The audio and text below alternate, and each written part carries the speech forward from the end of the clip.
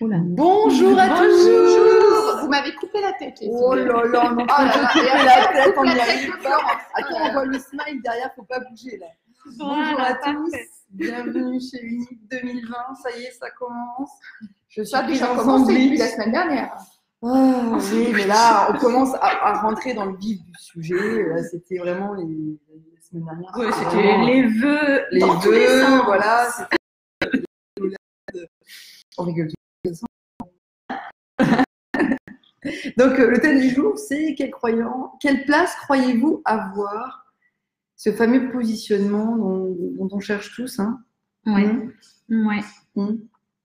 Il est long à trouver, hein, ce positionnement.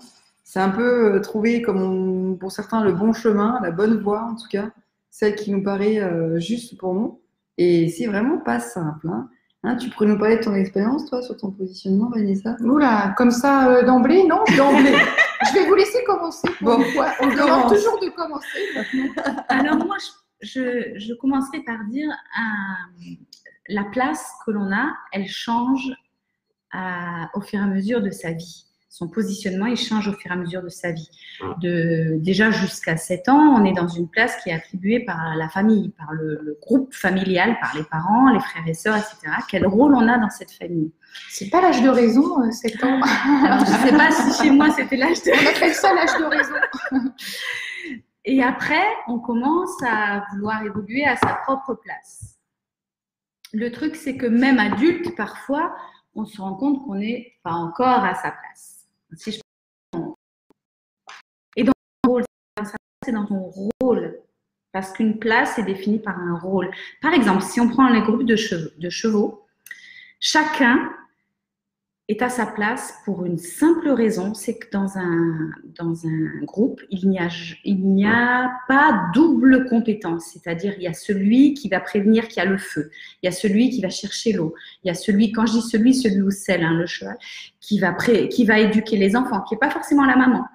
Il y a celui qui va faire ci, qui va faire ça. Et en fait, du coup, ils sont en complémentarité totale. Donc, chacun a sa place. Et il va développer les compétences et le comportement qu'il faut pour cette place-là, qui lui est attribuée. Ce qu'on oublie parfois chez les humains, parce qu'on se met en concurrence au lieu de se mettre en complémentarité, de développer les choses. Et parfois, malheureusement, c'est vraiment la cellule familiale du départ qui pousse à ça, au lieu de placer chaque enfant en fonction de ses compétences qui correspondent à son être, on va les forcer à acquérir des compétences qui ne sont pas forcément eux, et du coup mettre parfois ses propres enfants en concurrence au lieu de les laisser dans leur être et qui est possiblement ou pas en complémentarité. Ouais, c'est intéressant. Voilà, c'est mon début. Ouais, et ensuite. Mais non, mais je vais Je suis super curieuse, je veux savoir là-dessus. Je vais rebondir un petit peu sur tout ça, mais c'est alors volontairement on l'a mis de façon assez vague et générale le thème sur quelle place croyez-vous avoir, parce qu'en réalité c'est à nous en fait de la prendre cette place. Et c'est ce que tu voulais dire un petit peu dans l'idée, c'est que quand tu parlais des choses, en fait naturellement chacun va prendre sa place. Pourquoi? Parce qu'ils fonctionnent ensemble. Ils sont déjà dans l'idée de fonctionner en équipe. Il n'y a pas de sensation d'obligation. Il n'y a pas cette notion d'individualisme, d'individualité qu'on peut avoir nous. Et en fait, je trouve qu'on a dès notre plus jeune âge, alors évidemment lié à notre histoire, à notre éducation, etc. Mais si je reprends mon exemple, puisque Marie aime bien les exemples et qu'on parle de soi. Des expériences. Moi, pendant très longtemps, et je pense que je ne suis pas la seule dans ce cas-là, j'avais la sensation de n'avoir ma place nulle part, en fait. Je me sentais à ma place nulle part. Donc, quelle place croyez-vous avoir? En fait, pour moi, c'est comme si j'étais une extraterrestre et que je n'avais pas ma place en ce monde. Le fait déjà, très tôt, d'avoir des aptitudes, on va dire, supérieures à la moyenne, fait que je ne prenais pas ma place, puisque j'étais tout le temps à part, en fait. Donc, j'avais du mal, en fait, à me positionner face aux autres. En fait, parce que soit je me retrouvais avec des personnes bien plus, entre guillemets, plus petites que moi, soit bien plus grandes. Et du coup, moi, je me retrouvais souvent au milieu comme ça. et je savais vraiment pas en fait où me mettre carrément, tu vois. Et puis bah, du coup, on se sent isolé et on s'isole encore plus, en fait. Parce qu'on ne sait pas prendre sa place, on n'ose pas, en fait, non plus prendre sa place. Et tous nos systèmes aussi éducatifs aujourd'hui, et t'en parlais à juste titre, ne nous conduisent pas véritablement à prendre notre place. On est plus dans le côté soumission, je trouve, qu'aller prendre sa place. Enfin, c'est ce que je pense. Oui, et puis, je ne sais pas si vous connaissez, certains d'entre vous peut-être, le docteur Salomon Selam, qui, lui, parle du projet enfant. C'est-à-dire, quand l'enfant est conçu, il est conçu pour une raison. Alors, par exemple, des parents qui ont un enfant très tard, ça peut être, c'est pas forcément, hein, mais ça peut être un bâton de vieillesse. Votre enfant, vous le faites pour qu'il s'occupe de vous quand vous serez vieux. Vous n'en avez pas forcément conscience, mais ça peut, c'est pas obligé. Hein. Mais en tout cas, il part du principe que le projet enfant, il existe au moment où on fabrique l'enfant. Oui. Et que du coup, le couple donne une place à son enfant à ce moment-là. Après, on peut lutter toute sa vie en tant que l'enfant qui est né pour changer de place. Mais n'empêche qu'il y a cette volonté, entre guillemets, consciente ou inconsciente, du couple de créer un enfant pour une raison. Parfois, la raison, elle est difficile parce que Salomon Selam parle par exemple des enfants qui sont nés pour remplacer des enfants morts, pour remplacer un adulte qui vient de mourir. Donc lui, il fait correspondre les dates de naissance, de mort, etc. C'est très intéressant son travail. Mais enfin, c'était pour dire, oui, quand on n'a pas sa place depuis le début, parfois, ça remonte à quelle place on m'a donnée consciemment ou inconsciemment au moment où j'ai été conçue. Quel projet il y avait. Et dans les premières années de vie aussi. Est-ce que finalement, la vraie question, ça serait pas quelle place, en fait, avez-vous envie d'avoir? Quelle place voulez-vous avoir dans votre vie? Alors évidemment, c'est une question difficile à répondre puisque ça demande de se connaître déjà. Parce qu'en fait, c'est ça, c'est pour arriver à un moment donné, voilà, quelle place j'ai envie moi d'avoir dans ce monde. En fait, ça pourrait aussi vouloir dire comment j'ai envie de contribuer finalement à faire évoluer mon monde, en tout cas d'abord le monde autour de moi et puis après... soyons fous, on peut aller voir bien plus grand et atteindre ce que j'appelle le niveau tout en haut, transpersonnel, spirituel, pourquoi pas. Mais en tout cas, c'est en fait quelle place j'ai envie de prendre moi dans ce monde. Et c'est à moi d'aller la chercher. Alors comment je vais la chercher? Déjà en sachant me définir, parce que si je ne sais pas me définir, si je ne sais pas qui je suis, je ne vois pas quelle place je peux prendre. En fait, c'est presque la quête d'une vie finalement. Moi, je dirais en testant justement la quête d'une vie, parce que tu vas tester si c'est bien ta place. Exactement. Parce que c'est pas forcément du premier coup. Ouais, non, mais moi, je dirais surtout que tu expérimentes la mauvaise place. Plus tu l'expérimentes, cette mauvaise place, et plus finalement tu vas arriver à une saturation. Il va y avoir un. Et pour moi, c'est jamais une mauvaise place. Tu vas rompre en fait avec cette place qui n'a jamais été la tienne en fait. Avec le recul, pour moi, c'est pas une mauvaise place. En tout cas, c'est une place qui n'est pas satisfaisante pour moi. Mais dans tous les cas, c'est comme un peu pour les choix. C'est-à-dire qu'à un moment donné, eh ben, il faut bien que tu te plantes pour savoir qu'effectivement, tu n'es pas à la bonne place. C'est-à-dire, en tout cas, cette place est bonne pour moi. Cette place qui n'est pas bonne pour moi. Ouais. Mais en fait, il n'y a pas de mauvaise place, il y a juste des places qui sont bonnes pour nous, en fait. Et c'est évidemment en expérimentant, en tentant des trucs, en se cassant la figure aussi de temps en temps, qu'on arrive effectivement à trouver quelle est la place bonne pour nous. Mais c'est sûr, j'aime bien toujours cette image du petit chimiste dans son laboratoire qui fait plein d'essais, ça explose, et puis à un moment donné, il y arrive. Eureka! Bonne année Agathe et bisous Daniel. Donc, si je peux juste... placer 3 mots. Aujourd'hui, tu ne parles pas. Ah, elle a débuté quand même. Non, j'ai débuté, oui, puis j'ai transmis mes messages. Moi, je voudrais juste faire une petite synthèse et intégrer mon parcours dedans, si c'est possible. Non, puisque tu le veux, on est bien. Non, mais je veux pas imposer mon avis.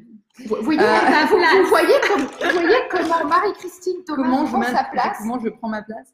Bravo. Alors, je vais prendre ma place. En fait, je suis tout à fait d'accord avec toi.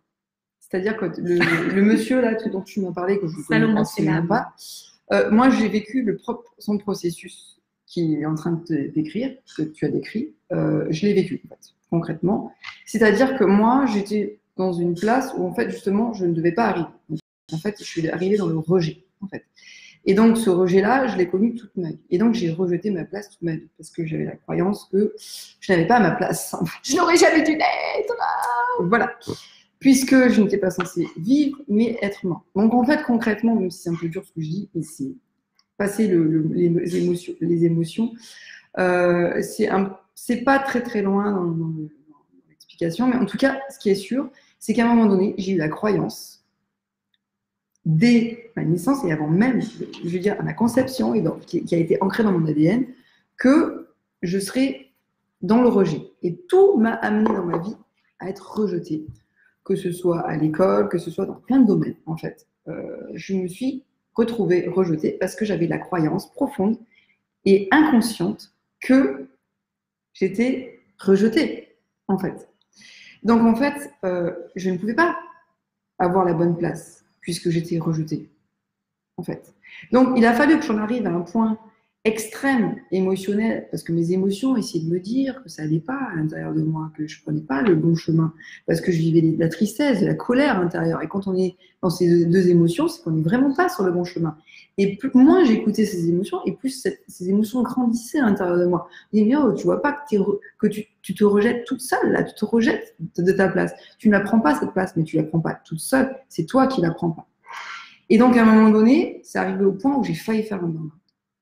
Et en fait, il a fallu que j'en arrive là, au point extrême d'une place qui n'était pas la mienne, pour finalement décider de tout lâcher, de décider de me dire, mais en fait, ok, donc concrètement, tout ce que les gens me disent à l'extérieur,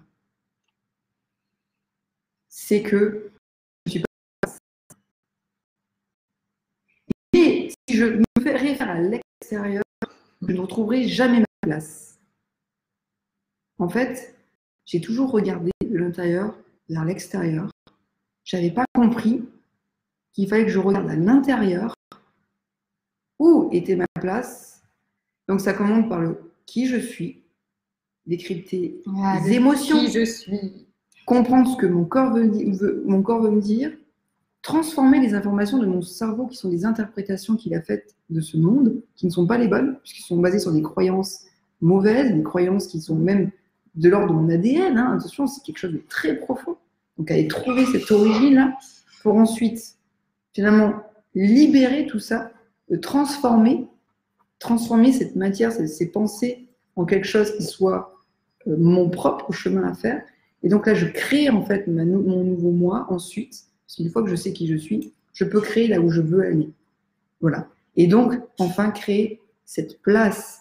Parce qu'en fait, cette place, elle n'existe pas. C'est comme si le monde, c'était un rond, comme ça, et qu'en fait, tout le monde essaye de s'intégrer. Tout le monde essaye de s'intégrer dans ce rond. Mais qu'est-ce qui vous dit que, en fait, vous devez vous intégrer dans ce rond? Qu'est-ce qui vous dit qu'à un moment, vous ne pouvez pas être accroché à ce rond, mais plus sur l'extérieur? Parce qu'en fait, vous avez créé votre propre système qui est aussi accroché à ce rond. Et ça demande de la création, ça demande de le créer. Ça demande de créer cette place qui est la vôtre, qui fait que vous allez être complémentaires par rapport aux autres, parce que si on crée tous des petites bulles, ben, le monde, il s'agrandit. Mais si on fonctionne ensemble, voilà. le monde, il s'agrandit. Mais tu sais, je rebondis sur ta notion de croyance. Le monde, il s'agrandit. Exactement. Tu sais, les croyances, elles sont souvent très, très profondes, parce que on en parlait, et c'est vrai que parfois, même c'est avant la naissance, ce qui s'est passé avant. C'était très intéressant. Et parfois, même, ça va encore plus loin, c'est que c'est carrément des croyances qui sont transgénérationnelles. C'est ça. C'est notre ADN. On l'hérite. C'est complètement, de la famille. C'est complètement fou. Et du coup, en fait, tant qu'on n'a pas trouvé cette origine-là, c'est vrai que c'est compliqué véritablement avoir sa place, en fait. Et je pense que moi aussi, dans mon histoire personnelle, si j'ai eu autant de mal aussi à trouver une place, c'est un petit peu pour les mêmes raisons que toi. Mais c'est qu'à un moment donné, tu vis des situations tellement compliquées avant même d'être né finalement, que ça te colle à la peau. Tu hérites de tout le bagage ancestral. Le super bagage familial des deux côtés, en fait. Du père et de la mère. On a 2 fois plus. Et tout ça sur des générations qui n'ont elles-mêmes pas été libérées de leurs émotions. Et donc, c'est cumulé. Et c'est toi qui prends tout. Et je précise quand même que c'est très inconscient parce que, évidemment, nos parents eux-mêmes ne savent pas du tout, des fois, de tout ce dont ils ont hérité et qu'ils nous ont transmis. Voilà. Si je peux me permettre, nous avons ici 2 femmes qui ont fait du karaté. Parce que Madame parlait de bulle tout à l'heure. Il y a quelque chose de très important à savoir par rapport à la place. L'être humain a une seule bulle, contrairement au cheval qui en a 3. Notre bulle, elle fait 1,50 m, c'est-à-dire que quand on est dans le métro, pourquoi on est mal? Parce que les gens sont dans votre bulle, c'est-à-dire vous êtes plus que votre corps. Tu parles de la proxémie, la bulle. C'est-à-dire qu'on a notre bulle fait 1,50 m. Ouais. Pour bouger un cheval, en fait, un cheval d'un côté, il a 9 mètres, donc il suffit juste de l'intention. Mais si vous rentrez, vous passez les 9 mètres d'un côté, vous rentrez dans sa bulle, donc vous le gênez, donc vous le faites reculer en fait. Ou alors il va venir vers vous parce que vous rentrez dans sa bulle, donc il va vous en faire sortir. Donc ce qui est très important, c'est de respecter sa propre bulle d'1,50 m quand on peut, quand on n'est pas obligé d'être confiné dans les transports en commun. Ça vaut pour l'organisation des bureaux dans un espace de travail. Ça vaut pour plein de choses. La bulle, quand on rentre trop dans la bulle de l'autre, je suis un manager, je fais comme ça, j'agresse l'autre, je l'envahis. Moi, j'aime bien quand tu rentres dans ma bulle. Oui, mais parce que tu l'acceptes, parce qu'on se connaît, on s'accepte. Il faut demander presque l'autorisation. Il y a des gens qui ont cette faculté-là de pouvoir toucher facilement sans que personne ne soit choqué. Il y en a d'autres, ils le font, c'est une agression. Donc, mais cette bulle-là d'1,50 m qu'on a dans les arts martiaux absolument, qui est travaillée en fait dans les arts martiaux, les yeux fermés, etc., la sensation, quelqu'un rentre dans ma bulle, c'est vraiment très important de la faire respecter. Vraiment, vraiment, vraiment. Et dans le métro, vous pouvez faire des exercices. Vous fermez les yeux et vous allez dans l'intensité de faire respecter votre espace. Si on n'a pas de métro, on le fait où? Nous, dans le bus, ça marche. Mais ça peut être aussi dans la vie de couple, si vous avez envie, par exemple, je ne sais pas, le matin, vous avez besoin d'un moment intime qui soit un peu plus intime pour une raison X, Y ou Z. Pourquoi pas avoir 2 lavabos ou 2 salles de bain ou... Je veux dire, ça peut être dans des choses, dans des moments de vie où votre place, elle est pour vous. Elle n'est pas à la place du couple. Elle est vraiment pour vous. Et on parlait tout à l'heure du projet que les parents ont pour les enfants. Et quand le bébé est dans le ventre de sa mère, il est entièrement dans la bulle de sa mère. Quand sa mère lui donne le sein ou lui donne le biberon, il est entièrement dans la bulle de sa mère, c'est-à-dire dans les intentions de sa mère, dans les émotions de sa mère, mais vraiment en proximité. Pourquoi est-ce que dans les hôpitaux, on dit qu'il faut faire du pot-to-pot avec les bébés?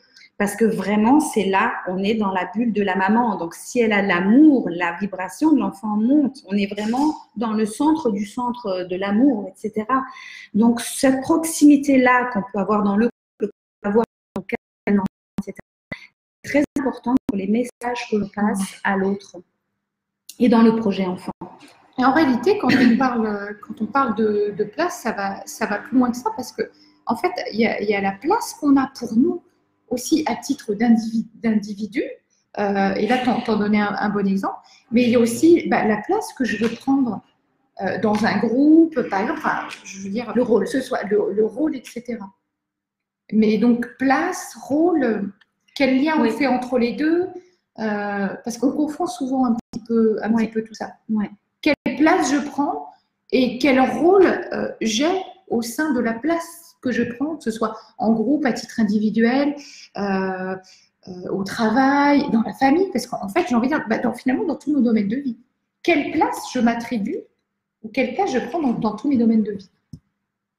Alors, pour moi, la place, je la définirais comme, il y a un espace, l'espace dans lequel on est, il y a un rôle, et dans ce rôle se définit toute la relation qu'on a aux autres. Ouais. Pour moi, c'est quelque chose de je suis à un endroit, donc il y a le lieu, il y a ma bulle d'1,50 m autour de moi. Est-ce que je suis bien là avec moi-même?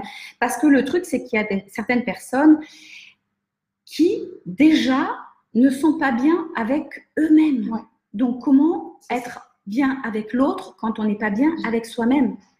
Donc, être à sa place dans une bulle, certes, mais trouver le lieu où vous êtes bien, trouver les émotions où vous êtes bien, être à votre place, mais si possible dans du bien-être. Tu sais, tout ça, ça me fait penser à un levier qu'on travaille beaucoup en coaching, où on travaille sur le fait d'apprendre à construire, enfin en tout cas poser des limites et construire des frontières entre nous et les autres. Alors je parle bien de frontières parce qu'il ne s'agit pas d'ériger un mur, évidemment, parce que dans ce cas-là, boum, il n'y a plus de place pour rien du tout. Mais ce que j'aime dans cette idée de frontière, c'est que la frontière, c'est quelque chose de malléable, c'est quelque chose de souple. Je peux soit l'agrandir, soit la refermer. Et j'évoque souvent cette image du pont-levis, tu vois, où tu vas faire entrer, en fait, de l'extérieur.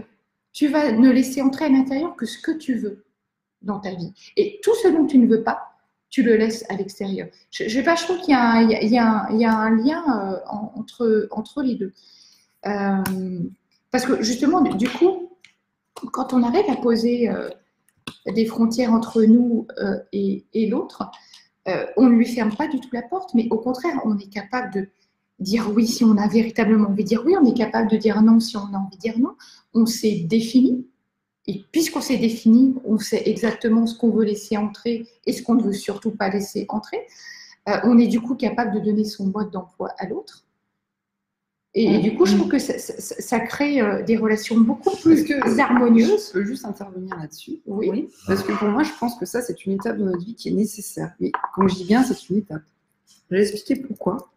Tout simplement parce qu'en fait, à un moment donné dans notre vie, on s'est tellement référé à l'extérieur qu'on a besoin de retrouver en fait quels sont l'entourage et les limites. Et nos références internes. On a besoin de ça, c'est très important. Et c'est pour ça qu'on a besoin de rentrer dans cette solitude, dans cet individualisme qui est accepté, cette espèce d'égoïsme dont certains peuvent appeler, mais en fait qui est simplement un retour sur soi qui est nécessaire pour redéfinir un petit peu quelle pourrait être cette place. On commence à tâtonner. Et le jour où on trouve sa place, eh bien, vous allez vous rendre compte que toutes les frontières, elles disparaissent. Parce qu'à partir du moment où vous êtes vraiment là où vous devez être dans la complémentarité, et quand on commence à rentrer dans un champ un peu plus spirituel, universel, en tout cas, on se rend compte qu'on n'a plus besoin de place. En fait, la place, elle est là. On est à notre place. Donc, on n'a plus besoin de fixer des limites. Mais en fait, ces limites, elles sont nécessaires à un moment donné pour justement savoir comment est-ce que je peux m'en défaire. Et si je ne les connais pas, ces limites, je ne peux pas m'en défaire. Donc, on vous réapprend à vous connaître. On vous recréant finalement cette bulle de connaissance de vous-même, qui je suis dans cette bulle. Déjà, commençons par ce que je suis à l'intérieur de moi, ce que je suis vraiment moi. Et ensuite, une fois que je saurai et que je serai rentrée dans ce refuge en fait intérieur, que j'aurai compris ce qui se passe à l'intérieur de moi, je pourrai me réouvrir à l'extérieur. Et là vient la spiritualité qui d'une certaine manière, l'universalité qui permet de réouvrir en fait, se réouvrir au monde. Et cette fois-ci, en préservant cette bulle comme une forme de halo, mais en fait, j'ai envie de dire qui transparaît en fait. Il n'y a plus besoin d'une bulle en fait. C'est comme si il y a quelque chose qui se passait qui se libère en fait. Et là, on est enfin ouvert véritablement au monde, tout en sachant qui l'on est, ancré et à sa place. Mais justement, à partir du moment où on a trouvé sa place, où on est ancré, comme tu le dis, on n'a plus besoin effectivement d'aller poser des limites ou ce genre de choses, parce que c'est tellement naturel en fait que les personnes d'elles-mêmes ne vont pas aller franchir les limites. En fait, à partir du moment où on est tellement parce que c'est clair à l'intérieur de nous. Oui, on est tellement ancré sur la place qu'on a, etc., que là encore une fois, tout ça se passe de façon très subtile, de façon inconsciente. Ça ne viendrait même pas à l'esprit, à l'autre, de vouloir franchir en fait cette limite. Mais maintenant, j'aimais toujours une nuance, c'est pour ça, entre limite et frontière, parce que justement, la frontière, elle, C'est vraiment quelque chose de souple, comme je disais, de souple, de malléable, qui est en mouvance, etc. Et en fait, finalement, qui s'ouvre, qui se ferme de façon tout à fait naturelle et qui fait en fait en sorte que la personne, elle ne va pas justement chercher à franchir. Parce que tout dans notre attitude, dans notre positionnement, notre gestuelle, notre voix, etc., il n'y a rien n'est laissé au hasard en fait. Par rapport à ce que disait Marie-Christine, moi j'ai quand même quelque chose à rajouter. C'est pas parce que vous êtes sur une voie spirituelle que vous savez respecter l'intégrité de votre corps. Et il y en a qui en abusent de ça. C'est-à-dire, vous êtes possiblement en fragilité ou vous ne le savez pas. Vous allez chercher dans une quête spirituelle pour vous grandir.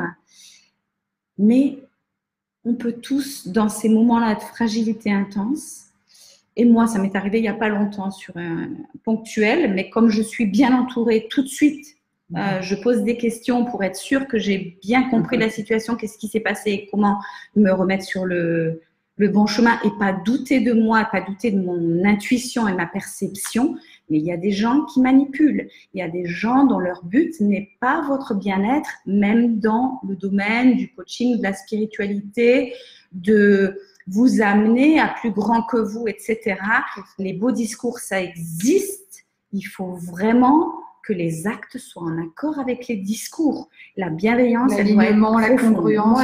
La bienveillance, c'est l'amour, tout ce qu'on fait. Ouais. Et si on y intègre de l'argent, ça vient interférer, en fait. On est là pour l'argent, en fait. L'origine, c'est l'argent. Et alors qu'en fait, l'origine, ça devrait être l'amour, en fait. Ah oui, et donc, si tu intègres l'argent, tu vas interférer dans ton système et tu vas manipuler. Qu'est-ce que tu entends par si tu intègres l'argent?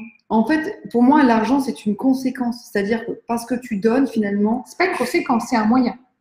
Oui, en fait, c'est une énergie, en fait, qui est en fait un espèce de retour juste, en fait, de tout ce que tu donnes. C'est comme si tu semais quelque chose dans la terre. Je vais prendre l'image de la graine, c'est ma publication d'aujourd'hui. En fait, cette graine, elle est sèche, elle est dure. Elle est, on peut dire, presque sans vie. La vie est à l'intérieur, mais elle est sans vie. Tu la mets dans la terre.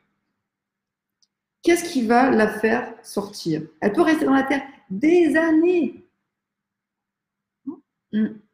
Tu vas l'arroser soit avec de la bonne eau, soit avec de la mauvaise. Mais même, moi, je vais aller encore plus loin que toi, parce que ta graine, là, écoute, tu vas planter 2 graines exactement dans les mêmes conditions quand tu vas les planter. Par contre, il y en a une, tous les jours, tu vas lui parler. Tu vas prendre soin. Ouais, tu vas lui dire. Tu vas lui dire, je t'aime. Tu vas lui dire. Et pourtant, voilà, si tu les soignes exactement de la même manière. Par contre, il y en a une, tu lui parles. Elle va pousser beaucoup plus vite que l'autre. Elle va s'épanouir. Et peu importe. Et je veux te dire, tu reprends ces 2 graines. Tu les arroses les 2 avec de l'eau souillée, enfin, bref, peu importe. Celle à qui tu vas donner des mots d'amour, elle va pousser, l'autre non. Et ça marche. Mais quand je parlais d'intégrité, vraiment, j'insiste là-dessus. Il y a la. Tu vas continuer sur l'argent, mais vraiment, ma pensée, elle allait plus sur la manipulation du corps. C'est-à-dire que votre corps vous appartient. L'intégrité de votre corps doit être respectée. Et je pensais à la manipulation plus de violence sexuelle ou autre qu'il peut y avoir. On pense qu'on travaille son âme, on pense à s'élever, etc. Et on oublie de protéger et de garder et de faire respecter l'intégrité de son corps. C'est ça. Oui, je n'ai pas terminé. Et vas-y, repasse à la graine. C'est la nourrir d'amour, en fait. Mais la graine, on ne s'intéresse pas à la graine, en fait. La graine qui est la vie, eh ben, c'est nous. Et si on ne s'occupe pas de cette graine, vous avez beau l'arroser, elle va finir par pourrir. Vous avez beau même lui donner de l'amour en disant je t'aime, je t'aime, je t'aime. Mais si vous vous en occupez pas de cette graine, elle va mourir aussi. En fait, concrètement, l'intention précède l'action. Voilà. En fait, c'est un tout. C'est-à-dire, il y a la graine, la santé de la graine. Parce qu'on s'en occupe de la santé de la graine, qui est vous. En fait, combien de fois je vois des thérapeutes, des coachs, des gens qui font tout et qui sont orientés sur l'amour, le machin, donc les autres versions spirituelles, et qui, en fait, n'arrivent pas, ou alors qui manipulent pour obtenir, d'une certaine manière, ce flux d'abondance, en fait, qui est vérolé, parce qu'en fait, ils ne s'occupent jamais de leurs graines. d'eux. Occupez-vous de votre Et propre graine. ceux qui réussissent vraiment, mais dans le sens où ils sont heureux dans leur vie, l'abondance vient et tout ça, tu te rends compte qu'ils prennent vraiment soin d'eux. Et vraiment, ils ont intégré ça dans leur routine quotidienne. Et qu'en plus, il y a de l'amour et donc cette version un peu spirituelle. Donc à la fois, j'ai compris une chose essentielle. Je prends vraiment soin de moi et de ma graine. Deuxièmement, je me donne de l'amour et j'en transmets. Et là, derrière, la vie, elle pousse vraiment. Mais si vous oubliez votre graine et si vous la laissez toujours de côté, vous êtes toujours là pour donner aux autres, mais vous ne vous donnez jamais à vous-même, ça ne marche pas. Ou alors vous avez manipulé, influencé parce que vous avez la connaissance et l'art des mots et pour arriver à vos fins. Mais au final, vous allez vous vider de l'intérieur. Parce que la graine, à un moment donné, si on ne la nourrit pas, elle meurt. Elle sèche. Voilà, c'est tout. C'est tout ce que je voulais dire. Et est-ce que vous serez véritablement heureux aussi? Donc en fait, finalement, y a-t-il vraiment besoin d'avoir une place? Oui, parce que sinon, c'est vos enfants qui vont aller chercher la place que vous n'avez pas pris, la vôtre de place. Vous allez imposer à vos enfants d'aller la prendre alors que c'est peut-être déjà pas leur place à eux. Donc en fait, après, on est dans un cercle vicieux, ça n'en finit plus. A-t-on vraiment besoin de prendre sa place puisqu'elle est déjà là? C'est juste une petite expression. Oui, mais elle parce est déjà que, là, mais elle est parce vide. que toi, tu l'as peut-être trouvé aujourd'hui. Parce qu'on l'a pas nourri, en fait. On l'a pas bien nourri. Oui, puis parce que peut-être que tout ton cheminement, en fait, à un moment donné, mais c'est ça, soyons clairs, c'est notre cheminement, en fait, intérieur et extérieur, qui nous amène à savoir comment prendre notre place.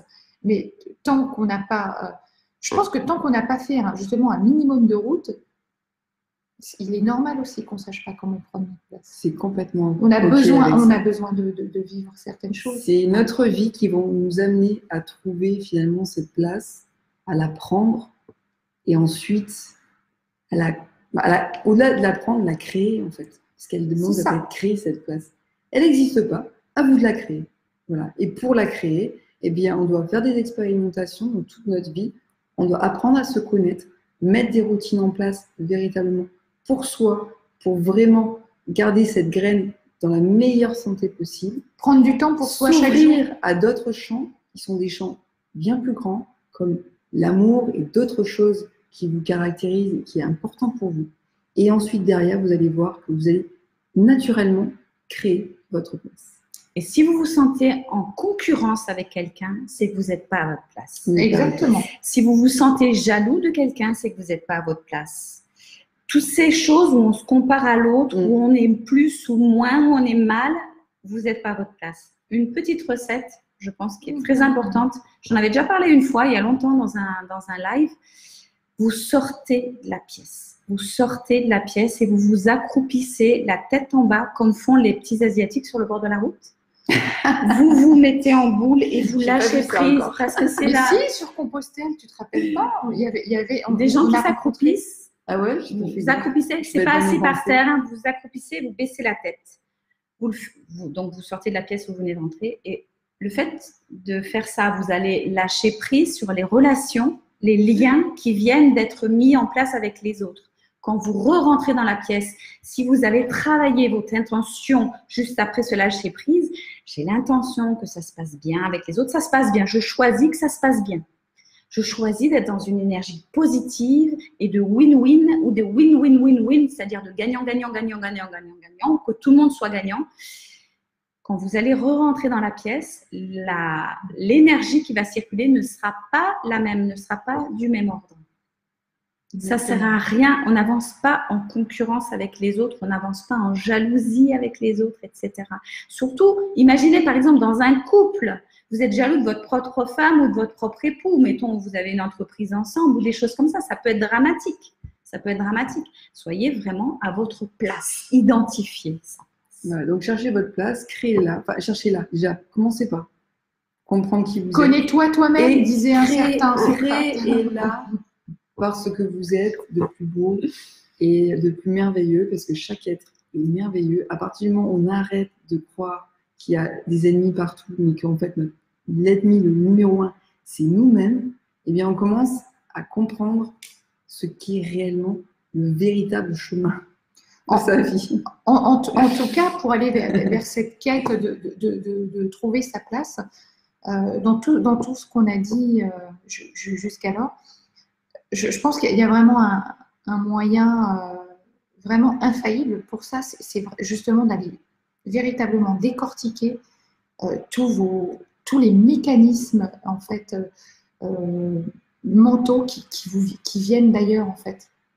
On parlait du transgénérationnel, de tout ce qui a été hérité, etc. Et essayer de comprendre en fait quels sont les mécanismes qu'on vous a transmis, évidemment avec toutes les croyances qui vont avec. Parce que là-dedans, il y a vraiment beaucoup de réponses. Par contre, ça demande, c'est pas forcément agréable à faire, il faut le savoir. C'est inconfortable. C'est même très désagréable. Mais, mais par contre, on apprend tellement de choses comme ça. On comprend en fait pourquoi on a telle réaction, telles émotions, etc. Et c'est hyper aidant pour la suite, quoi. Donc vraiment, je vous invite à faire ce travail-là. De préférence, faites-vous accompagner parce que ça peut vraiment faire ressortir des émotions parfois assez violentes. Et si elles sont violentes, c'est tant mieux. C'est que ça veut dire que derrière, il y a une véritable transformation. Par contre, vraiment, ne le faites pas seul. Enfin, je ne sais pas ce que vous en pensez, les filles. Voilà. Et puis l'ADN, on n'exprime pas en fait la totalité, mais loin de là, des gènes que l'on a dans notre ADN. Donc en fait, de changer les croyances, ça change l'expression de nos gènes et parfois de manière très très conséquente. Donc d'une expression d'un gène qui est en train de muter, de dégénérer, qui vous crée une maladie, etc., vous pouvez le changer. Et on peut se défaire d'une maladie. On peut se défaire comme on se les crée. On peut le faire. Alors, on peut se le créer en transgénérationnel, ça peut venir d'avant, mais on peut se l'être créé soi-même avec ses propres croyances. Donc, c'est vraiment, effectivement, Vanessa travailler sur ces sujets-là, c'est fondamentaux pour sa santé aussi. Ouais. En santé mentale, psychique, corporelle, tout ce que vous voulez. La santé de sa vie, créer sa vie. Voilà. Ben, voilà. Sur ce, on va vous laisser pour ce live. Et on vous retrouve jeudi prochain, 13h, même jour, même heure, même pomme. Même pomme. Et 3 pommes. Allez, rendez-vous à la semaine prochaine. À très vite. On vous kiss. Et puis, si vous avez un sujet, n'hésitez pas à le préciser. Voilà. Si vous voulez en savoir plus sur nous, parce que je vois, il y a des personnes qui me demandent comment on s'appelle, il suffit d'aller sur notre site www.unique.coach.com. Vanessa Millet, Marie-Christine Thomas, Vanessa Millet, Marie-Christine Thomas, Florence d'Avignon. Voilà, pour ceux qui ne nous connaissent pas. À très bientôt, à la semaine prochaine, même heure. Ciao, ciao. Même mieux. Ciao.